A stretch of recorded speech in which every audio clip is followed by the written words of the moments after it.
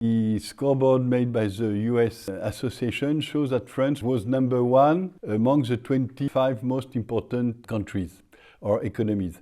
And then in the course of this ODYSSEE-MURE database, we also developed a scoreboard, a European scoreboard, and the result is more or less similar. France is in the podium, I may say, of energy efficiency in Europe. In fact, all the European policies has more or less to follow the request of the EU directive. So a lot of countries more or less have the same policies. So the difference in terms of implementation comes from two things.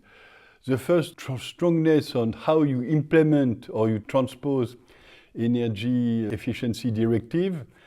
And in that respect, France does the job, but do the job even in a more robust way. For example, we consider that the French building code is one of the most stringent ones in Europe.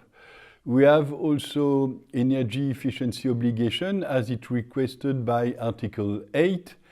And in that respect, we have one of the longest traditions in Europe since we implement that policy in 15 years. And for instance, we are the single country covering also the transport sector and to have a share of obligation dedicated to fuel poverty. We are discussing a new certification for buildings. We take into account the surface. But what makes also the difference, it's national policy which go above these EU directive policies. And I will give you just 4 examples, one by sector. We have for transport the bonus-malus policy, which provides subsidies for efficient cars and a taxation for high-consuming vehicles, and it could go until 60,000 euros if you have a large SUV.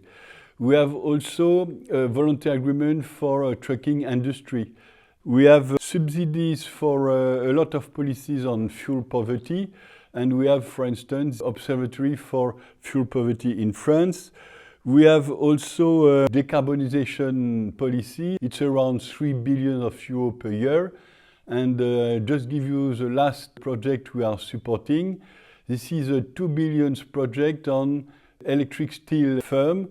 And the support from the state was 850 million. 1/3 of the total investment was supported for decarbonization of the industry. To summarize, we transpose the EU directive in a more stringent way, and we have also national policy which complete this policy mix.